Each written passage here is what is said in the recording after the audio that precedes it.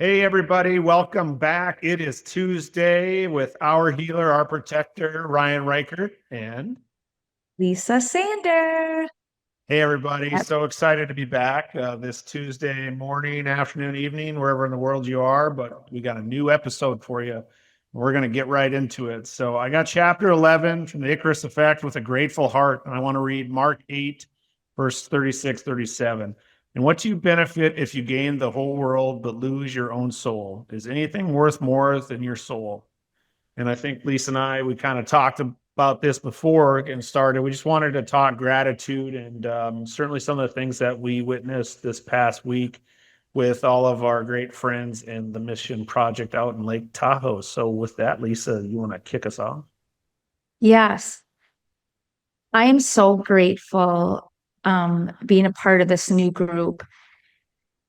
And in this mission project, we're going to see things right before our eyes. And I saw a couple miracles this last week being in Lake Tahoe. And before I talk more into that, I told my story to a few people. And you guys, the part of healing, like when you start telling your story over and over again, it has less effect on you. And but in a good way, because you can feel the healing happening and you kind of get sick of telling your story. And can you imagine if every day you woke up and you kept on thinking about the past, how draining, exhausting that is? I'm happy to share my story, but like it was healing to say it to new people. And then it hurts less, less, and less. And in that, people out there who are suffering or have been hurt and traumatized, if you go out and share your story and you keep telling it, there's healing behind it. And when you hear other people's stories, there's healing from that. Everybody is surviving from something. Everyone is on survival from their past. And if you can hang around the right group and the right crowd, it's not only for kids, it's for adults too, that you can change your perspective in the world and you can help make changes happen in other people. And your heart gets so filled when you can see other people healing and getting better. And we helped a family. We were part of a group of people that helped Jax and his mom and dad and brothers this weekend. And you'll have to check out our podcast and our pictures. And it all started from a lemonade stand. This little boy who never met his sister that died. He started a lemonade stand. He raised $2,000 and gave it to the Make-A-Wish Foundation. And now his lemonade stand has gone a lot further. It came to us, and our team raised $14,000. I don't know the exact number. It could be plus that. And their family, we're hoping that they can just go on a trip and spend valuable time together and help pay some bills, whatever that looks like for them, but to give them some relief. And that little boy got to see men come together and do something special with him. He hung around the boys with Kofi Anderson and Eric Rock and these men, and they sat down, they did push-ups together and they counted out loud. And he got up on stage and he was acting like he was with the boys. And that moment for that little boy to see leaders like that will change his world. So be a leader and share your story. If you're hurting from something, start sharing your story and you'll hear other people's stories. And we're all hurting people. And let's find joy in it and watch miracles happen. Absolutely. No, I mean, you couldn't sum it up any better than that. I mean, the circles that you hang in, we've said it before, show you your level of success. And to meet brothers and sisters that you never knew you had in this world until you're, almost 47. And I won't say Lisa how old she is. I let her do that. I'm young. but truly to finally meet those folks that, not that you've been waiting your whole life to meet them, but you've been waiting your whole life to meet them, and understanding that, you know, progress over perfection, just continuing to fail forward in life and understand, just like we read in Mark. I'm going to read it one more time just because it's such a Yeah. great one. With a grateful heart. And what do you benefit if you gain the whole world but lose your own soul? Is anything worth more than your soul? Mark 8:36-37. And yeah, after last week, it's one of those where it's that shot in the arm that you need for you to wake up again and realize that, like, what are we doing, like, in this world? Like, are we, out for ourselves? Are we going to create fellowship and bond together to, take on the evil of the world and understand that, it's here? And, my heart goes out to the families here in Minnesota last Wednesday, with the shooting and so forth. And we know the pain that'll endure for lifetimes, the kids that witnessed it that are still alive, and then those families that, tragically lost their children. And, to that end, yeah, we all can do better in this world. We can all love more, be kinder, forgive faster. Sure, I understand forgiveness takes time, but at the same time, like, pray for those that, you don't adore. So that's where I want to shift here, Lisa, then, and go to, church on just yesterday. It's digital detox at Eagle Brook. So we started a new, I don't know how many week, a sermon series, and it's digital detox. And it's pretty cool because a lot of it was, obviously focusing on, phones, TV, computers. This is one of those that we learned. How's it go? Don't be distracted. Be Don't distracted. be distracted. Be distracted. Don't be- DISTRACTED. Don't be distracted. Yeah, so it was really fun. That was something that we talked about, and for me, so much it's not this type of distraction. It's just anything. And I think about in my life being distracted in the years that, when I was drinking and my alcoholism, that type of distraction from being able, I know there's pictures out there with me playing with my little girls when they were really little, and, like, probably passed out. Wasn't that I'd worked 20 hours or something, which I probably had, but I probably drank the last couple hours before I came home.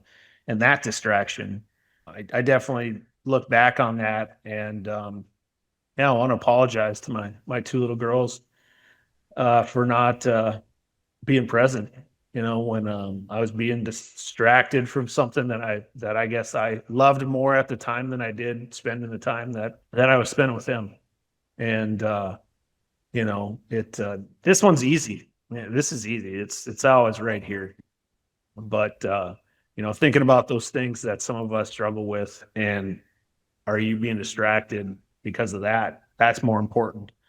Entrepreneurship is distracting too because you could really work on it 24/7, and you need to set aside time. Like when I'm having dinner with my daughter, or whoever it may be, like I need to put the phone aside. There's nothing so important that I can't answer an email later or a text message.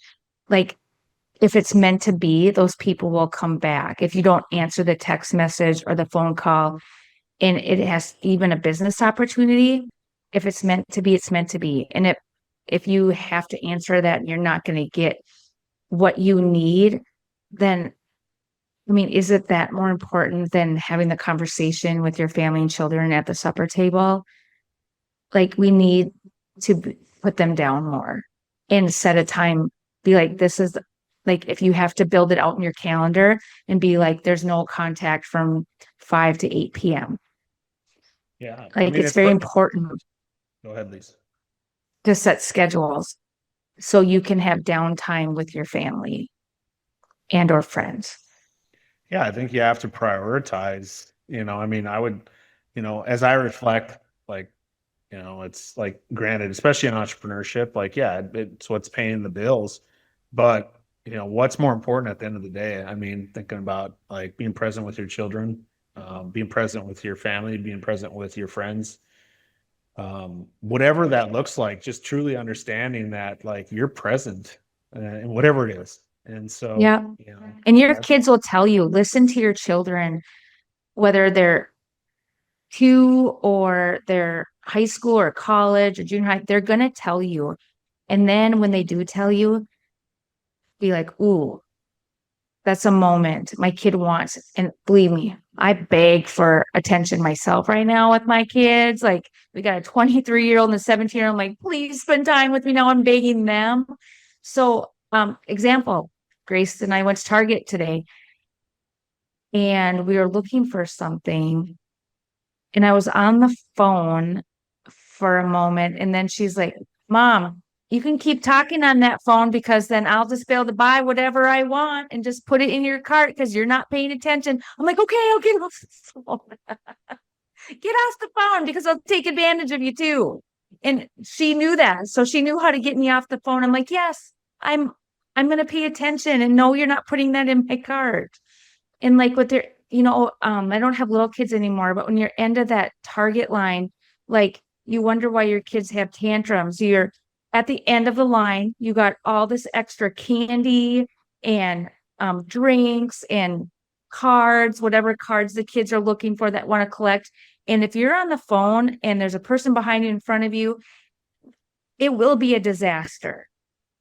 Like pay attention to the person that you're checking out with, and your kid is going to have a full-on tantrum and they will get everything they want. And you wonder why your bill's so expensive at the end because you were on the phone and that was more important than your kid at the time. And then guess what we taught our kids?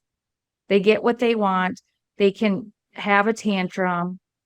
First of all, I don't understand why grocery stores, well, I do, they make a lot of money, but at the same time, there's a lot of arguments at the end of when you are ready to shop there. yeah. But it's just all being distracted. If you're less distracted and you're giving attention to the people who need it at the time, you're going to be in more control. It's out of the control. There's more not being in control when you're distracted by your phone and not paying attention to the people that you are with at the time.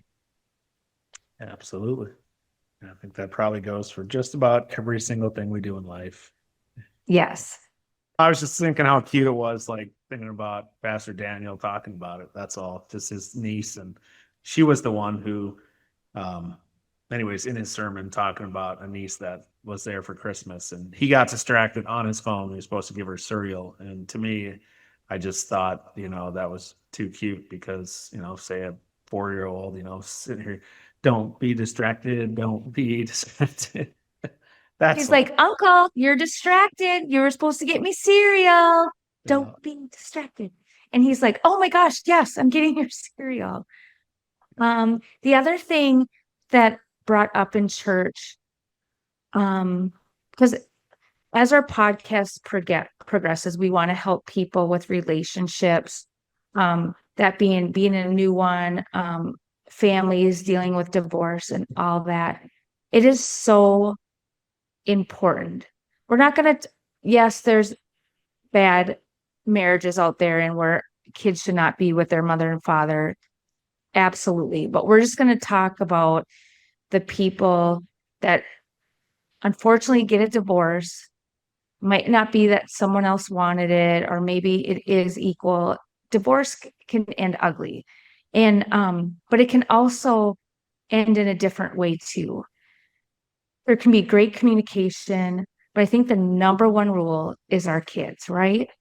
Again, I'm going to say, unfortunately, which I don't even want to get into what happened in Minneapolis to these families, to these children, but they would do anything to be with their mom or dad or to have that child in their life. So anybody that you're in a marriage, do not talk bad about their parent. Encourage them to be with the parents. There's people out there that have lost their mother or father or their child, and they would do anything to get them back.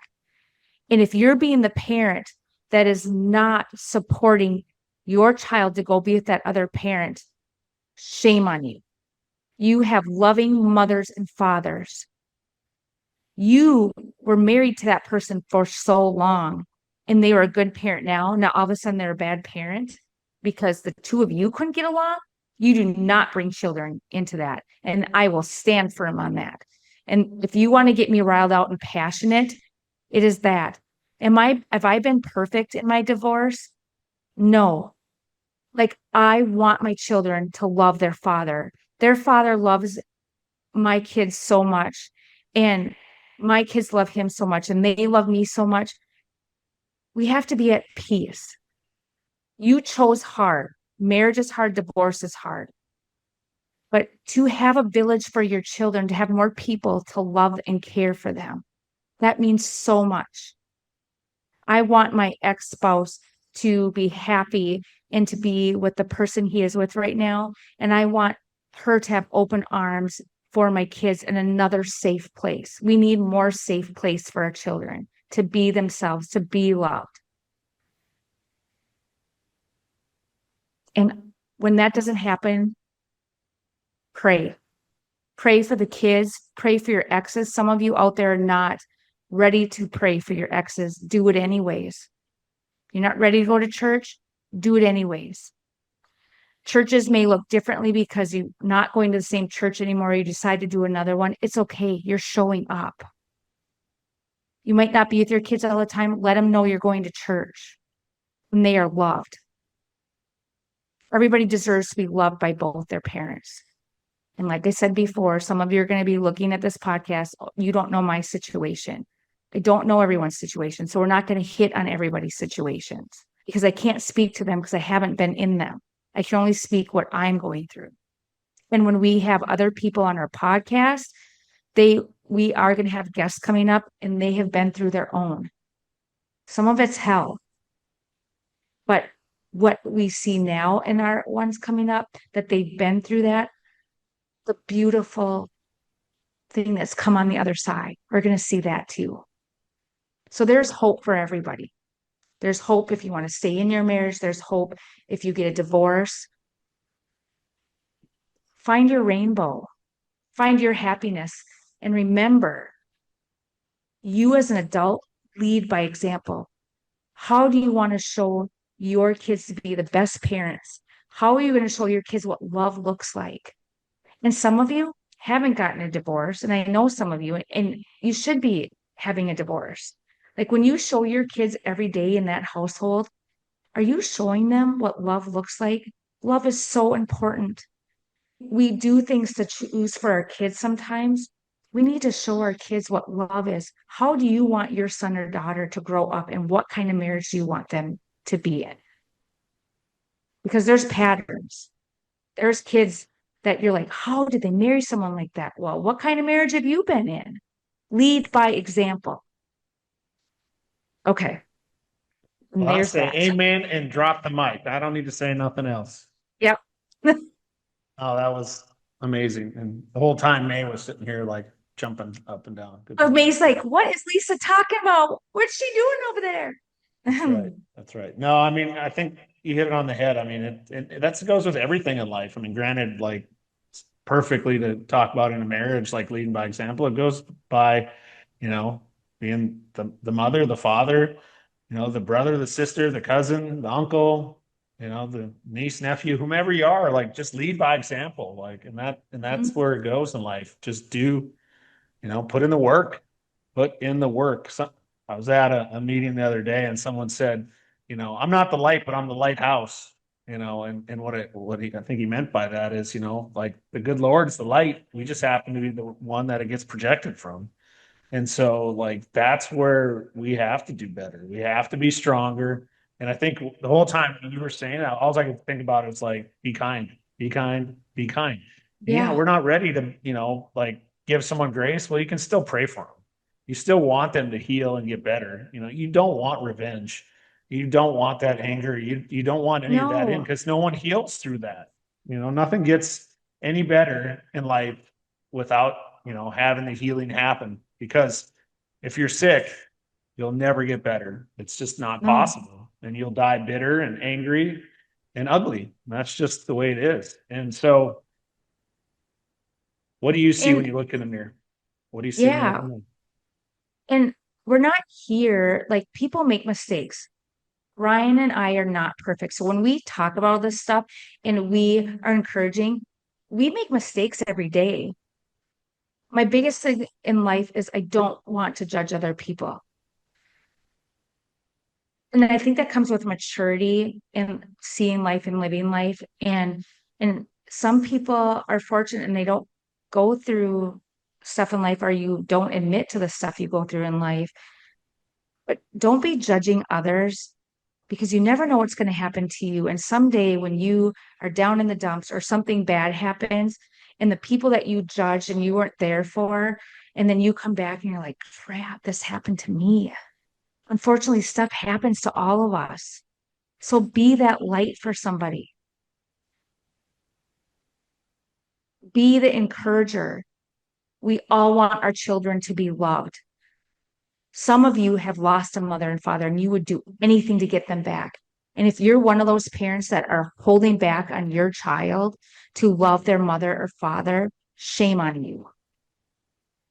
Shame on you. If you should be going to therapy. I've been to a therapist, so I can talk on this. The therapist tells you no matter how that mother and father are, you still send them to the other parent's house. You don't talk bad about them. And you know what? The kids are going to figure out that parent, if they've changed or not, or how they show up. Let them. As Mel Robinson says, let them.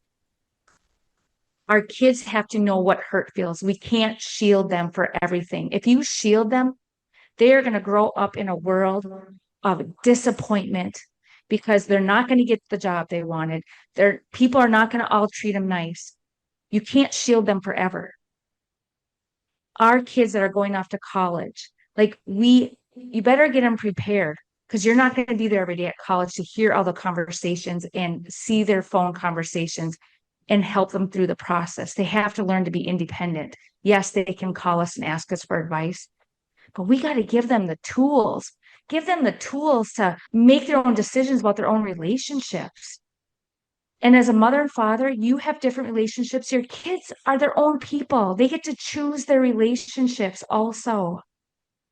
Let them choose. Don't be the one that takes away a loved one that loves them so much. It takes a village. It doesn't take one person. It takes a village. It takes God. It takes grandparents. Grandparents, if you're listening to this, you're a part of this too. I'll tell you right now, you do not talk bad about the other person, and you love them. You love them and tell them that they are loved. It's your opinion. Everyone has opinions, and sometimes those opinions are not meant to say out loud to a child. Because if you are in an angry stage or not in a forgiving stage, you're going to talk differently.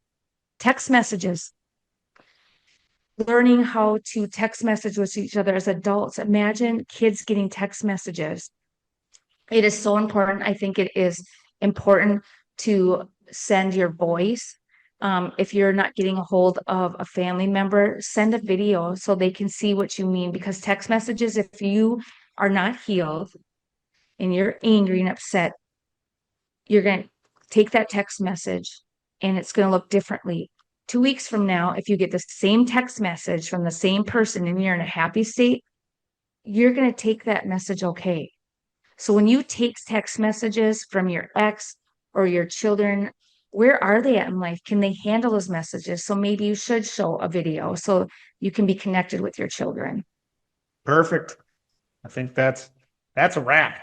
I just want to say a prayer tonight with you, Ryan. I pray for the children and the parents and the priests and all the teachers in Minneapolis. Lord, as a community, please put your arms around all of them and show them that they are cared for and loved for, and keep them safe. And that's for every children in the United States and in other countries. Keep our children safe. We need to find those people out there to help with mental health and for people to feel safe. We want our children to feel safe to go to school. Share your story to help others heal. In Jesus' name, amen. Amen. So this is the hard part then. You go straight from that to the social media and all the stuff that's coming up in the next number of weeks, even Don't months. listen to us during supper time though with your kids or family. That's right. That's right. You got to find other times to get this in. So it can happen on the commute in the morning or in the evening, or maybe when you're in the gym. That's probably a good spot for it. Go see Jim whenever you go see Jim. But Don't forget. oh yeah, that's a good one too. Yeah. So God only knows when the devil comes for you. Second chance at life. It's a great one just to have, next to the toilet. It's real small, so you pick it up every morning and knock a chapter out. But also hit Lisa up on social media, lisasander.com or Lisa Sander 21 on all the social media sites. You can find myself, Ryan T. Reichert, or Army RT 1978 on social media, and ourprotectordevelopment.com for that. And also in October, we have one couples retreat in Bend, Oregon with Tom Fanner. It's the 10th through the 13th of October.